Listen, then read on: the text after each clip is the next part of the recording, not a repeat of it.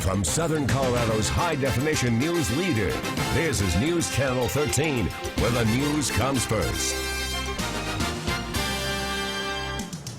It is outrageous that Republicans in the Senate and on the campaign trail have already pledged to block any replacement that President Obama nominates.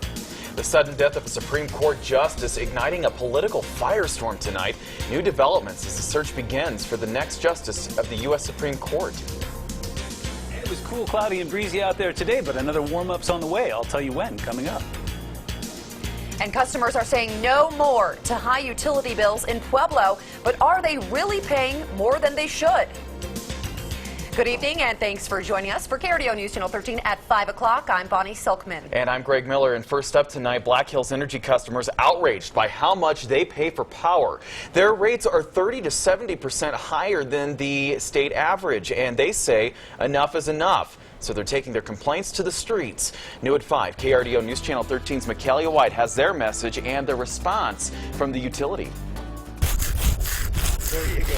This Valentine's Day, dozens in Pueblo aren't celebrating with chocolate and candy. When you have this type of support, clearly there's a problem. They're showing their support against Black Hills Energy.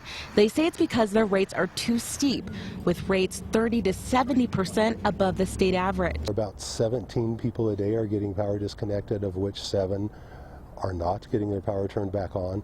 That's a huge burden. The group says their goal is simple: to send a strong message to Black Hills that they want change. Keeping Pueblo repressed. Businesses here are suffering from high power costs. Business owners like Gregory Howell. He says keeping his business, Kadoya Gallery, afloat is a struggle. And it's really hard to understand why. And at the end of the day, you know, electricity is an essential just to survive. Black Hills Representative Julie Rodriguez tells us, we don't feel like defacing city sidewalks with graffiti is the answer. We are always willing to work with them on their concerns on bills and electric rates. But this group says not soon enough. In Pueblo, Michaela White, KRDO News Channel 13. The group says they will continue their efforts to have the rates lowered. Just one day after his death, the passing of Supreme Court Justice Antonin Scalia is causing an uproar on the campaign trail. That leads off your Decision 2016 coverage. Now, the unexpected death of the conservative justice leaves big shoes to fill on the bench. Now, Republicans don't want that decision left to President Barack Obama, even though he has already promised to do so. The president can appoint whoever he wants, but Mitch McConnell's already made it clear we're not moving forward on any nominees in the Senate until after the election. Hillary Clinton, as you can see here, she made a campaign appearance in Denver last night. She was quick to challenge her GOP opponents. President Obama said he would nominate someone to the bench, and that's exactly what he should be doing. And Leader McConnell should follow the constitutional process. Now, one thing is for sure, this topic is far from being over. Donald Trump, Jeb Bush, and Ted Cruz have all gone on record saying that the GOP should delay any Supreme Court confirmation until after the election. And one other footnote, Governor John Hickenlooper ordered flags to be flown at half-staff today on all public buildings in honor of Justice Scalia. That order will continue through the day of Scalia's burial. Flags around the state were already lowered in honor of Mesa County Deputy Derek Geer, who was shot in the line of duty last week. Southern Colorado Democrats say they feel the burn, supporting Bernie Sanders, that is. The rally happened this afternoon at Acacia Park. Organizers say about 150 people showed up, and they say they have knocked on over 45,000 doors of homes to try to attract supporters. They say they came out this Valentine's Day because they feel inspired by the candidate.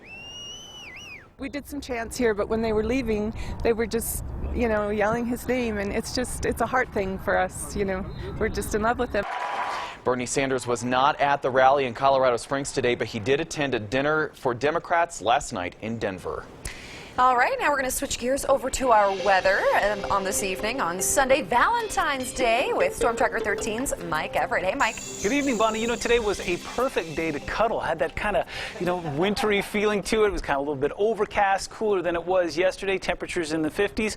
Yeah, if you got a chance to get outside today, you didn't do too badly either. Here's a live look on our Neighborhood Weather Network camera. Here's Cripple Creek. And we talked about this yesterday. Those mild temperatures, but not enough to melt the ice. And you know what? If you're looking for a nice place to sit, there's lots of them there. Century Casino is our sponsor of that camera. Looking good up there. Across the area today, well, just like we talked about, a lot of 50s going on. The Springs, we got up to 51 today, 54 in Pueblo. Saw some nice uniform temperatures out into the plains as well. Trinidad busted out a 60 today. Way to go. 28 in Leadville. 52 was your high today in Alamosa after breaking that record yesterday. Current temperatures, we're backing off a little bit. 45 currently in the Springs, 50 in Pueblo. Seeing some 40s along the I-25 corridor. I'm tracking a little bit of snow that could possibly impact your commute tomorrow. We'll talk about that in just a few moments. Back to you. All right, Mike, thank you. A family is without their 2 dogs, and their home is heavily damaged tonight after an early morning mobile home fire in Colorado Springs. It happened around 12:30 this morning on the 3300 block of Hancock Avenue, that's northeast of downtown. KRDO News Channel 13's Carl Winder spoke with a family friend who wants to help pick up the pieces. He also shows us one firefighter's act of heroism. We used to hang out over here. We had barbecues over here. Memories have now turned into charred remains for Mike Wilson. He says looking at what's left of his friend's home leaves him in disbelief. This is really terrible, man. This is heartbreaking. I mean, he's lived here for 20 years. He's been one of my closest friends, and I don't know what to say. Colorado Springs firefighters say the family was not home during the fire, but their 4 dogs were. 2 of them didn't make it out alive. Dogs were just scared. Obviously, strangers walking in, there was smoke, heavy smoke in the house. And as I did say, 2 dogs did pass away, unfortunately. They were great dogs, great playful animals. Didn't hurt no one. But the other 2 dogs were saved. Here's one of the firefighters who went beyond the call of duty to help save a dog's life. Made a rescue of 2 dogs. As for Wilson, he says he'll be there to help out the family if they need it. In Colorado Springs, Carl Winder, KRDO News Channel 13. And we are told the dogs died from smoke inhalation. The cause of this fire is still under investigation. The Red Cross is helping out the family to find another place to stay. One person is dead after a crash overnight in Colorado Springs that shut down part of I-25. It happened just after midnight on 25 near the Fontanero exit. The driver of a pickup truck crashed into a guardrail and he was killed. Police have not released his name. 2 northbound lanes of the highway were shut down while police responded to the crash. And a Pueblo man is dead after a wreck east of Cotopaxi. It happened around 7 o'clock last night. State Patrol says the 79-year-old driver ran into a Cadillac Escalade, injuring 2 other adults and 2 children inside. The 2 children inside that SUV were okay. Nearly 3 months after a deadly shooting rampage, the Planned Parenthood Clinic in Colorado Springs is reopening its doors. That clinic has been closed since November 28th, when accused shooter Robert Deere opened fire, killing 3 and injuring 9 others. The health center says it's ready to open after months of grieving and repairs. A full range of health services will be available, but with limited space and scheduling due to the ongoing construction. From postseason hero to DUI arrest, Denver Broncos safety Shiloh Keogh is in trouble with the law tonight. The backup defensive player was arrested for DUI in Idaho yesterday. He has since bonded out. The team says it is aware of his arrest and is in the process of reviewing the incident. He was a late season addition to the team after several starters went down with injury. There is other news about Broncos players, and we'll have that coming up later in sports. A hospital in Phoenix is offering hepatitis and HIV testing to patients after discovering that a former employee is linked to a drug investigation here in Colorado. Rocky Allen is accused of stealing pain medication at Swedish Medical Center in Denver. Nearly 3,000 people treated at Swedish Medical are being tested as a precaution. Rocky Allen was fired from the John C. Lincoln Medical Center in Phoenix after testing positive for narcotics. That hospital has identified 97 at-risk patients. news. A brief scare today on the Jonesboro campus of Arkansas State University. The school was locked down for about an hour after reports of armed men storming the campus. Turns out, though, those men were part of a group of students working on a video project. It was a false alarm, and the all clear was given shortly after. Well, it turns out Valentine's Day is getting a little pricey. Yeah, and guys, we are far from off the hook when it comes to how much we should spend. Plus, tired of sappy love stories and just feeling a little bitter about this supposed holiday? Valentine X may be just for you. We'll explain coming up next.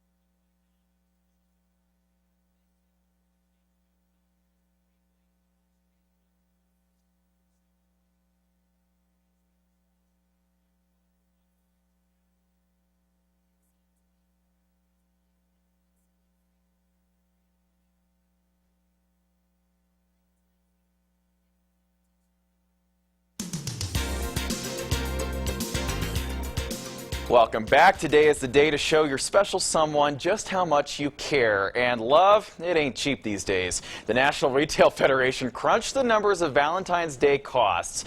Americans are guilty of dropping nearly $20 billion to celebrate Valentine's Day. And if that's not enough of a shocker, check out this number. Men, we're going to shell out nearly twice as much as women. That's fair. The average expense for men is expected to be nearly $200 for this holiday, compared to the women who will, on average, spend nearly $100. Ooh, tough break, Greg. Don't expect it, Bonnie. I'll pick you up something, though. All right, sounds good. I'll take it. Okay. Well, this may be one of the stranger Valentine's Day stories we've run across. Take a look.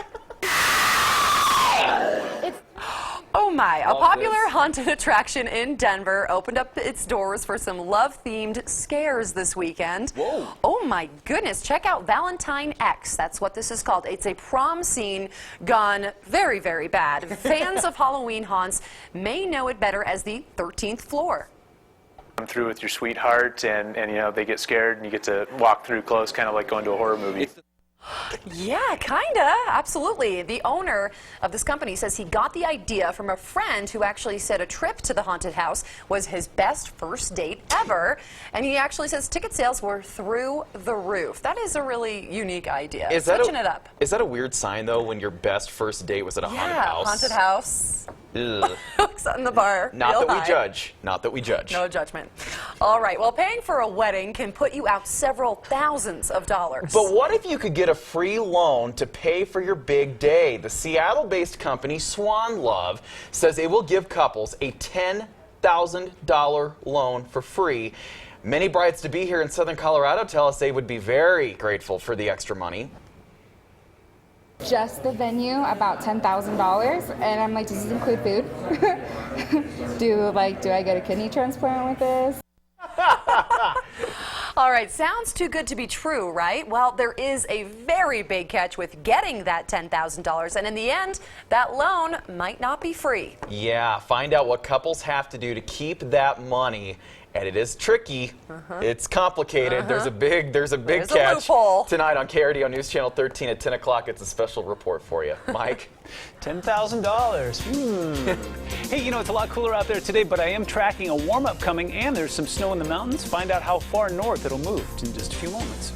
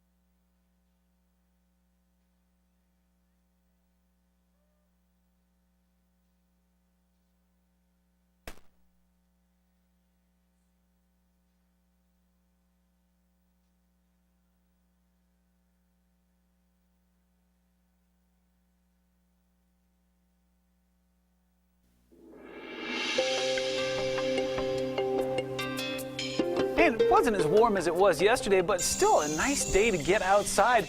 We got this beautiful picture in from Patty Reed. You saw a lot of that high cloud cover, especially earlier today, but as we got into the later hours, started to see that clear out and started to see some blue sky. Right now, we're still seeing some fairly decent temperatures. 45 Colorado Springs, 50 in Pueblo. You're seeing 49 Trinidad, 40 in Walsenburg. Canyon City still up at the 52 mark, and 49 in perfect unison all the way across the southeastern plains. 41 currently in Burlington. But compared to yesterday, yeah, that's a big drop off. Pueblo, after that record-breaking day yesterday, you're 20 degrees colder than you were this time yesterday. Colorado Springs, yeah, 17 degrees cooler. You're feeling the same thing in Trinidad, but hang in there. It warms up. We'll talk about that in just a moment. The wind doesn't seem to want to go anywhere. 12 miles an hour up at the airport in Springs right now. You're seeing 9 in Pueblo, 17 in Trinidad. Those gusty winds will continue to be with us through tomorrow, and then it looks like they should start to calm down as we get into Tuesday.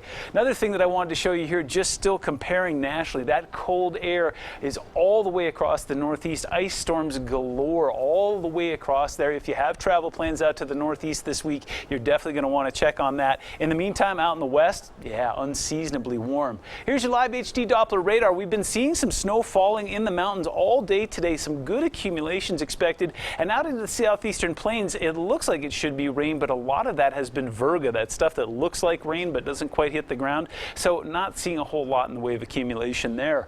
Overnight tonight, we get another mild night. 28 overnight tonight in the Springs, 29 in Pueblo. Walsenburg, you get to stay above freezing. You're going to do the same thing in Canyon City as well. Salida, 28 for your overnight, 15 in Alamosa, and you're going to see some mid to upper 20s out into the plains, 29 overnight tonight in Burlington.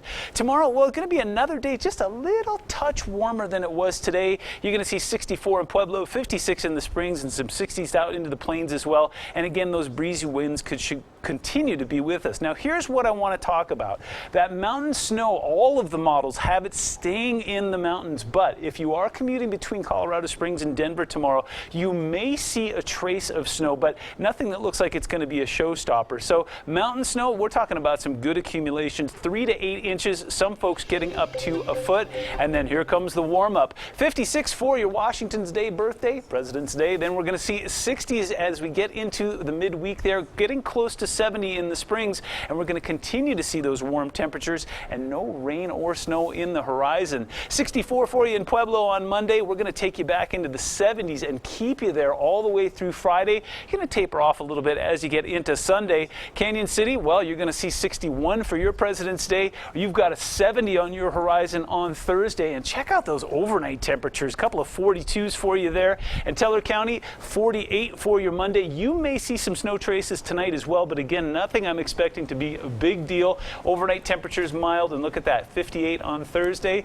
Springuary continues. All right, Mike, sounds good. Loving this weather. Thanks so much. You're welcome. Nick is here with sports. Peyton Manning back in the spotlight. Not for the best Not reasons, for something though. he wants to be in the spotlight. You know, he's probably out enjoying the Super Bowl victory, and now he's going to have to fight a new round of allegations in all likelihood. Why his alma mater is under fire. We'll talk about that next.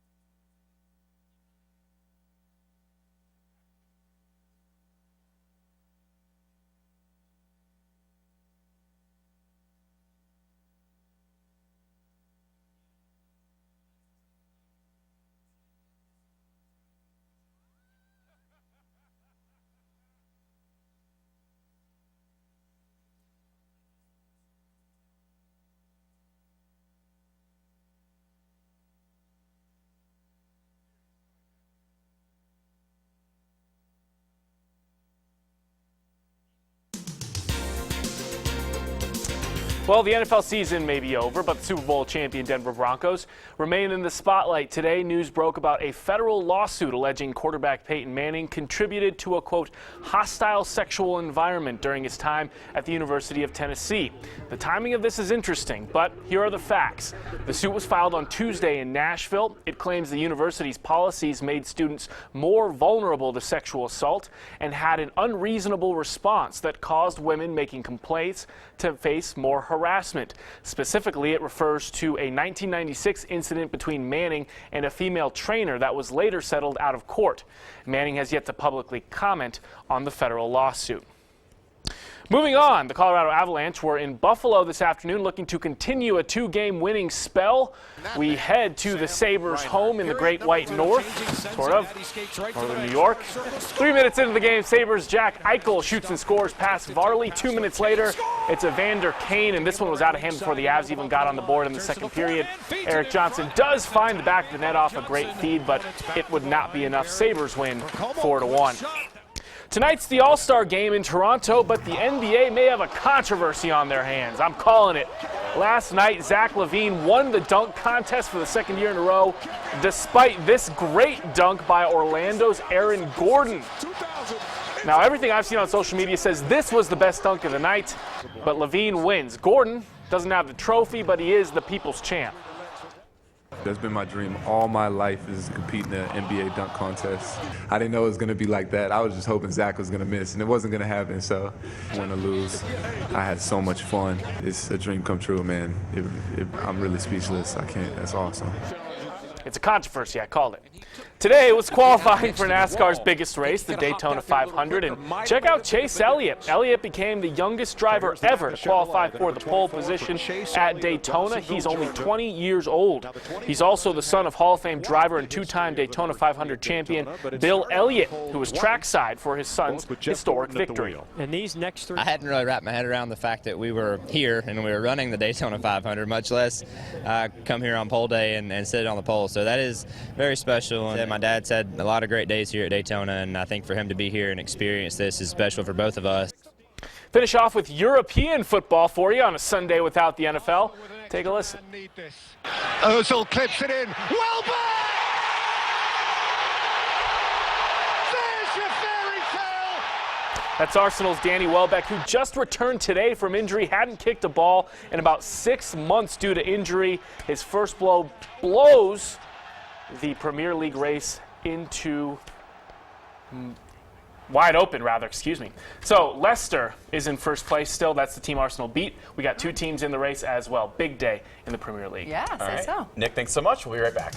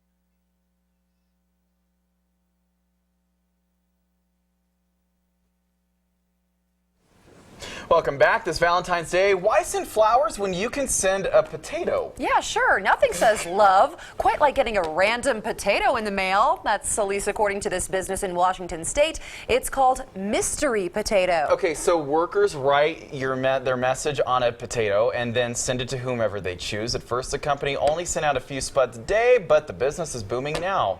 Okay. We'll see you at 10. Good night.